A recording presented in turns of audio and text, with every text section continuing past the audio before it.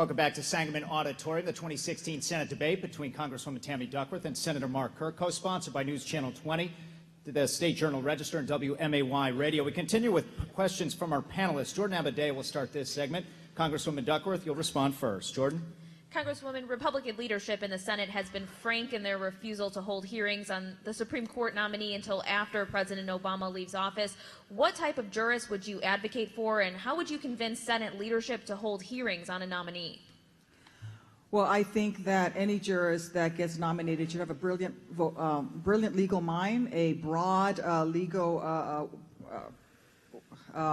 work that we can evaluate. I would love to see someone who looks more like America. There are some great justices who are Asian American. There is Jacqueline Nguyen, who's always one of the finalists, and she came to this country as a Vietnamese boat person as a baby. Sri Srinivasan could pass unanimously. And who is nominated, the Senate needs to simply do its job and have a hearing and then have a vote. This is where a meeting with Merrick Garland, but never actually said to Mitch McConnell, hold the hearing, I'm not going to vote for you as Senate Majority Leader. You know, he says he sent a letter to his colleagues and asked them to demand a hearing, but at no point did he organize his colleagues to send a letter to Chuck Grassley and say, have the hearing. That's not leadership. Thank That's you, actually just, eyewash. Thank you. 60 seconds is up. Senator Kirk, you have 90 seconds. I would say that I was the first Republican senator to meet with Merrick Garland, met with him. And I urged my colleagues to also meet with him. And I led the Republican conference. After I had my meeting, 12 Republican senators also met with him. I have also called for hearings that I would think be a good thing for the country, where we get to see the current nominee answering questions from the current Senate as a great way to explore the outlines of the Constitution according to issues of the day. And I would say that, unlike my opponent, who has been rated as one of the most ineffective congresswomen in the House, that when I led this effort, I actually had 12 of my Republican colleagues break ranks and meet with Merrick Garland. He was a very interesting man for me. When this man, outstanding legal scholar from Lincolnwood, Illinois, came in, I asked him about the gang problem in Chicago. He immediately got why I was asking the question. So we had a good academic discussion about the limits of the RICO statute that we could use against the gangs of Chicago. Congresswoman, you have 30 seconds if you choose. Well, it's not much leadership if you have your meeting with Merrick Garland in March and there's still no hearing, and it's October, so I'd say he's failed in those efforts.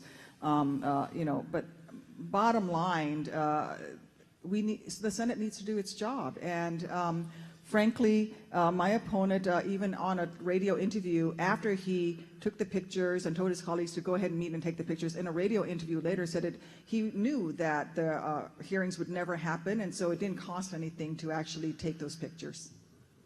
Thank you, candidates. We move on to the next question from Bernie Schoenberg. Senator Kirk will respond first. Bernie, your question. Yeah, Senator Kirk, the Market Watch website recently reported that as of 2013, when they had the latest figures, the median working age couple had just $5,000 put aside for retirement. What policy or policies would you advocate to help ensure that regular working people can retire with dignity? The best program that I've put forward is a new groundbreaking legislation that I have written myself. It's called the 401 Kids Act. It would allow every new mom and dad in America to start a tax-deferred 401 Kids account for saving for college. Would make sure that it would be in the state of the kid, so the government can never take or borrow from it. I want to revolutionize the financial education of all the next generation coming in, so dad can sit down with daughter, use my sister's name, Robin, and say, this is what we had in stocks, this is what we had in bonds. And so she would see how successful a policy of sustained and disciplined investing could do. So we eventually get our savings rate up to what China had. I think by revolutionizing our savings rate with the next generation, we would really help out the retirement issues coming up. Thank you, Senator. Congresswoman Duckworth, you have 90 seconds. Well, my family had savings when I was 13 and 14, and my dad lost his job. And we lasted on those savings for about 6 years until we had nothing. And you've never seen the despair until you looked in my dad's eyes the day he came to me and asked me for my $300 that was left in my passbook savings account, because that birthday money and that tooth fairy money was all my family had, keeping us from becoming homeless. Frankly, a 401k plan is not the way to go, because if you think about what happened in 2008 when we had the crash, all of those 401k plans lost their value. It's why we must save Social Security. We must preserve Medicare. Let's raise the payroll tax cap on Social Security and make sure that the wealthiest 1%, the people who make $1 million, pay on 100% of their income, just like everyone else who is paying into Social Security. We need to make sure that Medicare remains a program that's available for senior citizens and not turn into a voucher program and turn them out onto the streets. Yes, we should make college more affordable, and we should have savings programs for that. I have a savings program for my daughter who's 23 months old. I'm told I can't count months when she hits 2, but she's my baby, so she's 23 months old. But I'm also going to make sure that there's affordable college education, that there's free community college, that there is free technical education program, and that students should be able to refinance their student loan debt. Senator Kirk, your 30-second rebuttal. I would go back to something that my opponent just said. I think we should get away from a racial and a gender politics, finding out who should be a justice. Can't we just get away from race in America and pick the best person, just regardless? If they claim to be from a certain race, I would ask, what do you plan to do? Do you plan on going to 23andMe to check out if someone actually hits the exact box that you have? I would, let's just have the best judge possible forward, regardless of racial politics. Move on to Jim Leach's question. This will be answered by Congresswoman Duckworth first. Both presidential candidates have come out against the Trans-Pacific Partnership. Where do you stand on TPP, and what principles should govern U.S. trade agreements? Am I going first? Yes. Oh, I'm so sorry.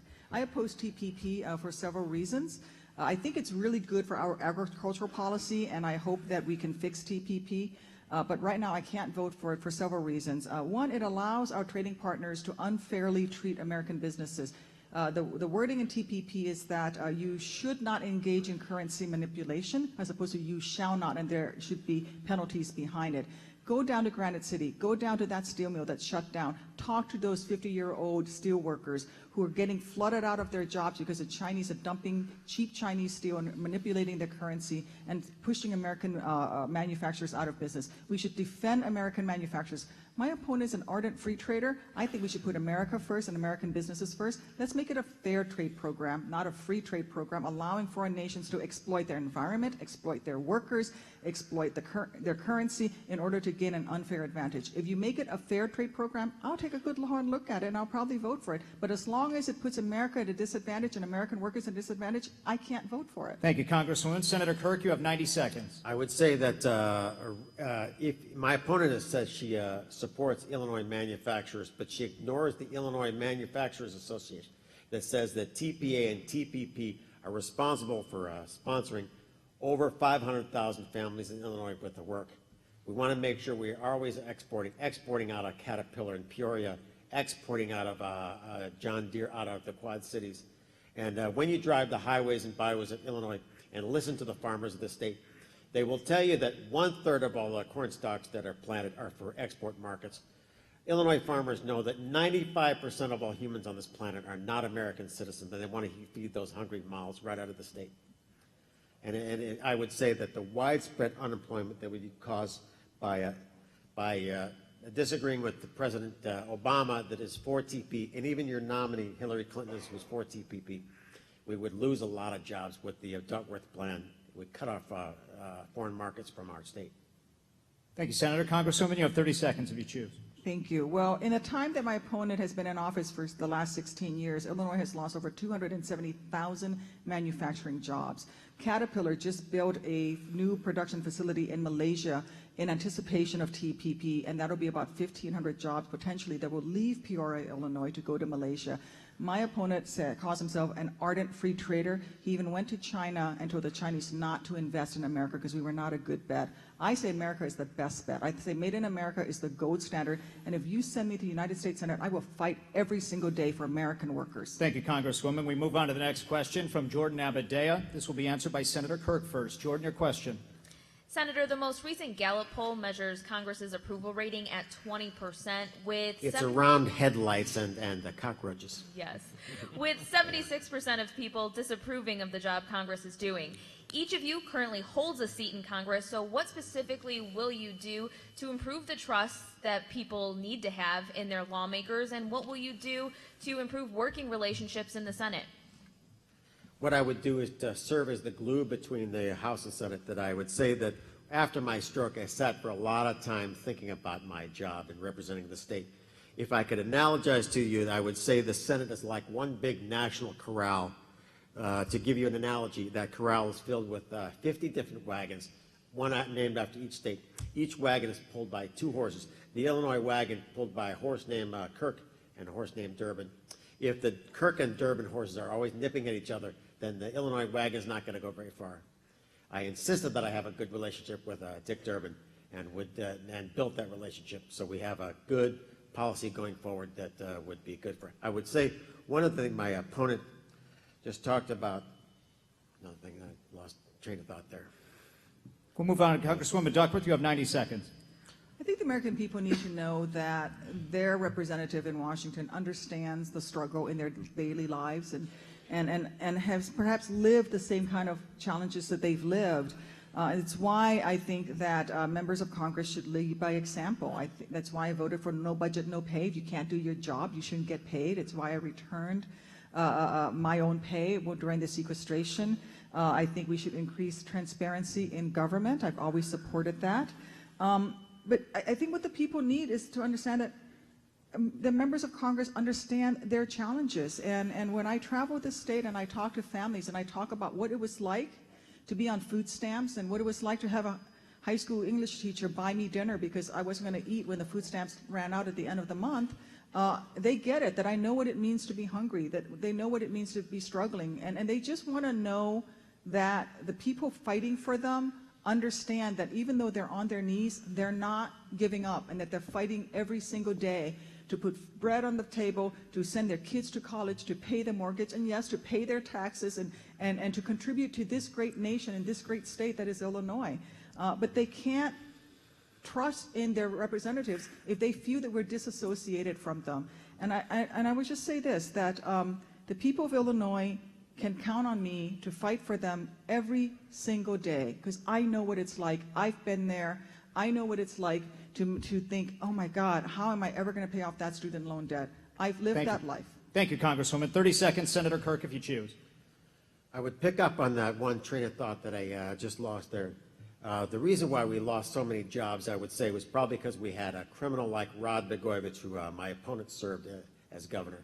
We got to make sure we elect honest people to government, and not people like Rod, your old boss, who go to jail. Ladies and gentlemen, please. Our next question, Bernie Schoenberg. Bernie, you will ask this question. Congresswoman Duckworth will respond first. Congresswoman, each of you has had outside groups run ads on your behalf. There was a Democratic-leaning Veterans Political Action Committee that aired ads questioning some military funding votes by Senator Kirk, and a group called Independent Voice for Illinois, PAC, which has some big Republican donors, has done ads attacking Representative Duckworth, you, on the Iran vote and other issues. Can or should anything be done to limit campaign or outside spending in politics, and how do you get that done? I'm going first. Mm-hmm. Yes. I want public financing of campaigns. I want to get all money out of politics. I also think in the short term what we can do is support the Disclose Act. It would actually force folks who are giving money to super PACs to disclose who those people are. We don't know who they are. It's dark money. My opponent actually is supporting making it darker and less transparent. You know, I think that the American people deserves to know, and we deserve to get rid of Citizens United. I fully support Move to Amend, but in the meantime, I think the best way to get rid of Citizens United is to actually have a functioning Supreme Court, bring another case to the Supreme Court so that the individual person's voice is just as important as that of a large corporation. Trust me, no one wants money out of politics more than I do. That way I can spend more time talking to people. My average campaign contribution is about $40, and 90% of my campaign contributions are less than $70. We're supported by a grassroots campaign in this campaign, and I'd like to get... Thank you, Congresswoman. Time's up. Senator Kirk, you have 90 seconds. On the issue of campaign finance reform, as a congressman, I supported the new regulation that are in place. Wanted to make sure we got rid of dark money and moved to the current system. I was one of the only Republicans in the House to break from my party, even when Majority Leader DeLay said that this is the end of us. If you break from the party, I broke from the party and got the reforms through and made sure the current reforms that we have. The reform that we need is to make sure that we have instant disclosure, that once a contribution is made, you should be able to read it on the internet. Thank you, Senator. Congresswoman, 30 seconds. Well, he doesn't support it for super PACs. And I would actually say the current system does not work. The current system is why we have the problems that we do. And frankly, I am running a grassroots campaign, and we need to make sure that the individual's voices are just as important. It's why, my opponent probably is against allowing students to refinance student loan debt, because that's a big giveaway to the big banks. These are the people who are supporting the likes of Ken Griffin, who wrote millions and millions of dollars in checks to that particular super PAC. Thank you, Congresswoman. 30 seconds is up. Jim Leach will ask the next question. First to respond will be Senator Kirk. Everyone would love to see lower taxes, but we must also be concerned about the nation's rising debt. What specific tax policies do you favor to promote fairness and economic growth while still generating enough revenue for necessary government expenditures?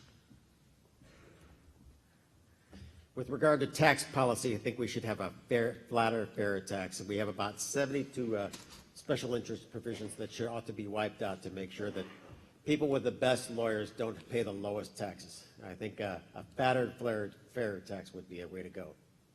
And the big tax change that I would want to do is to lower the corporate tax rate so we could repatriate the hundreds of billions of dollars which are overseas, like the $200 billion that Apple has overseas. Bring that $400 billion and use 10% of that repatriated money to fund a new round of transportation spending for the Congress. Thank you, Senator. Congresswoman, you have 90 seconds. Well, I think that we need comprehensive tax reform, and I know my opponent is worried about Apple being profitable, but I think that if we're going to allow Apple a lower tax rate and to repatriate those dollars, let's make sure we get a tax break to small and medium businesses that keep jobs right here in Illinois. In fact, small and medium businesses in this state pay at about almost 30% tax rate, and that's simply not acceptable. If we're going to lower taxes for the top 1%, we should be lowering taxes for middle-income families, working families as well. My opponent called himself a fiscal conservative. He's no fiscal conservative. By 2019, in just 2 years, our national debt will be upwards of $16 trillion. 50% of that will be as a result of the war in Iraq and the Bush tax cuts, both of which he voted for. In fact, he co-wrote the Iraq invasion resolution and went around convincing other members of Congress to vote for it. Those are the kinds of things that we cannot afford to spend money on. My tax policies involve closing tax loopholes for the very top 1%, closing tax loopholes that allow companies to invert and avoid paying taxes here in the United States, and making sure that if we have comprehensive tax reform, which we need to make sure that small and medium businesses and working families also get those tax benefits as well. Thank you. 30 seconds, Senator Kirk, if you choose. I would say right now that my opponent, when she was running a Republican-leaning congressional district, she supported Bush tax cuts before she was against them. So I have no idea what your philosophy is. My philosophy is basic, frugal Republican, to make sure we tax less and spend less and get us out of debt. That would be the way to go. Thank you, candidates. Jordan Abadeh will ask the next question. First to respond will be Congresswoman Duckworth. Jordan. Congresswoman, the Paris climate agreements go into effect a few days before the election. Do you think that climate change is real and that it's a man-made, exasperated problem? And what would you support in order to help combat climate change? Well, I am, of course, climate change is real, and I support an all-of-the-above approach in attacking climate change. It's everything from moving our country towards being carbon neutral, moving our country towards clean energy, Illinois is uniquely positioned to lead the clean energy revolution. And yet we've not taken advantage of it. It's why I want to invest in Illinois manufacturing, especially when it comes to clean energy. We here in Illinois produce gearboxes for windmills, windmill towers, and yet we only get 5% of our energy from wind power, and Iowa gets 30%. We have the corn and the soybean farmers. We should be leading the world and leading the nation when it comes to biofuels. What we need to do is lead the country, lead the world in clean energy, but we also need to make sure that we provide a consistent policy when it comes to global carbon emissions and getting to that carbon neutral. Thank you, Congresswoman. Senator Kirk, you have 90 seconds. I have voted that climate change is happening, and it's also caused by man. That when I was, before elected, I was elected to public office. I was a congressional staffer that went to the Kyoto climate change negotiations. And what I learned there was that most emissions are going to be from developing countries. And that the best thing that we can do in climate change is make sure that China converts to a more nuclear future to limit those to the one coal burning plant coming out a week that we expect. That would really help the planet. The principle under the Kyoto climate treaty is all that matters is the zip code of the polluter. I would say that Mother Nature doesn't care where the pollution comes from.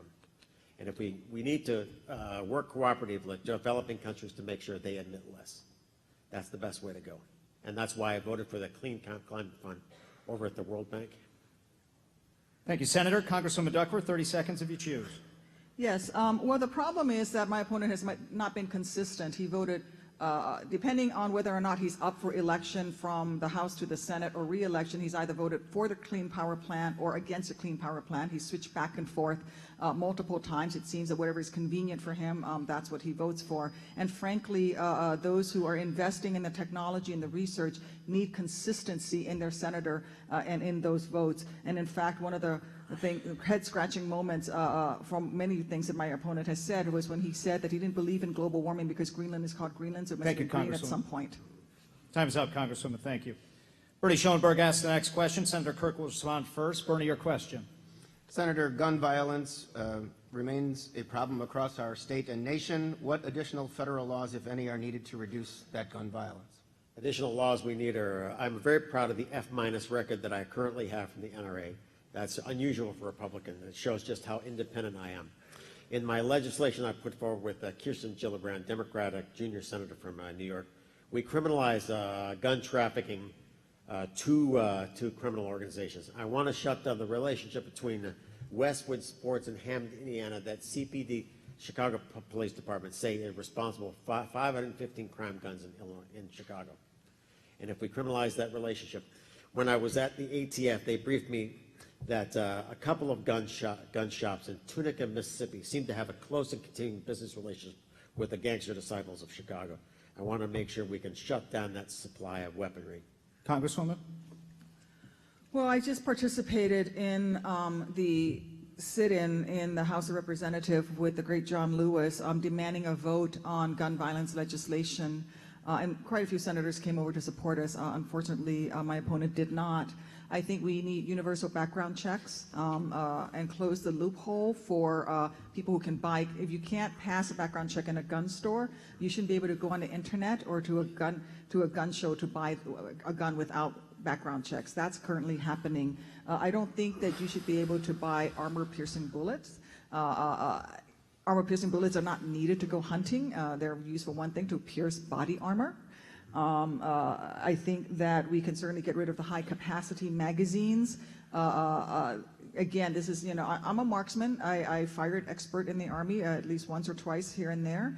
I come from a marksman's family of sportsmen. But really, you don't need a high-capacity magazine to go hunting. If you need a high-capacity magazine to go hunting, you're a really bad hunter. And so there are some basic things that you can do, and I'm co-sponsoring legislation to close one of these loopholes that actually, if you go out of business as a gun store owner, you lose your firearm dealer's license.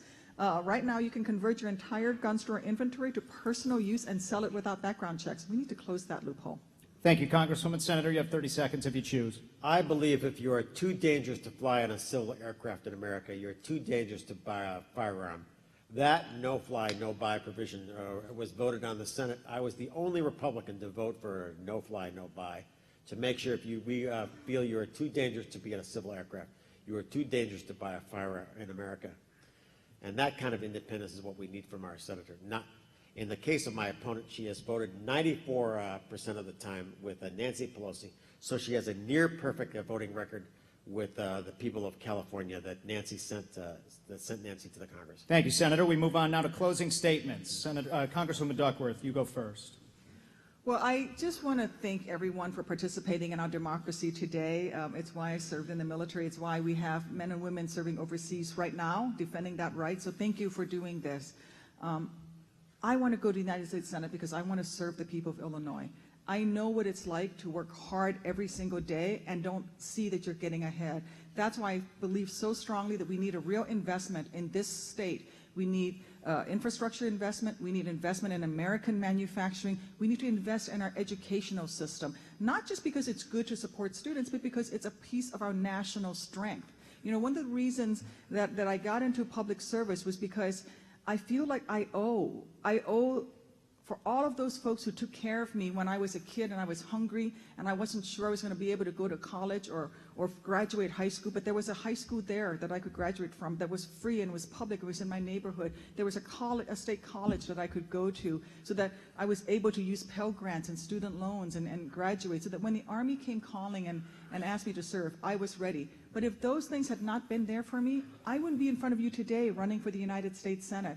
And how many Americans are we leaving behind all across this great state who don't have that opportunity? How many senior citizens are wondering, am I going to have to work for the rest of my life? We can do better. We are better. And if you send me to United States Senate, I will work hard every single day to represent each and every one of you to the best of my ability. Thank you. Senator Kirk, your closing statement. Ladies and gentlemen, Senator Kirk, Thank go you. ahead. I would say that in my years as serving as your senator, I have sought every day, despite my stroke, to go in there and be the glue between the Republicans and Democrats and be the personality that most advantaged my state. I worry about my opponent is so partisan, she would go to war with the opposite party, which is no way to get anything done in the Senate. You got to not go to war with anybody in the Senate, because you will absolutely run aground there. And I want to make sure that my record of building bipartisan sanctions on Iran and saving the Export-Import Bank of the United States, which is responsible for 47,000 jobs right here in Illinois, is one that motivates you to support a moderate that works between the two parties and is effective and is not rated as the most ineffective congresswoman in the House, and not with a 94% record of voting with the people of California. Thank you, Senator, and thank you, Congresswoman. Thank you to our audience. Thank you to the panelists for the 2016 Senate debate. Have a good night. Thank you, everyone.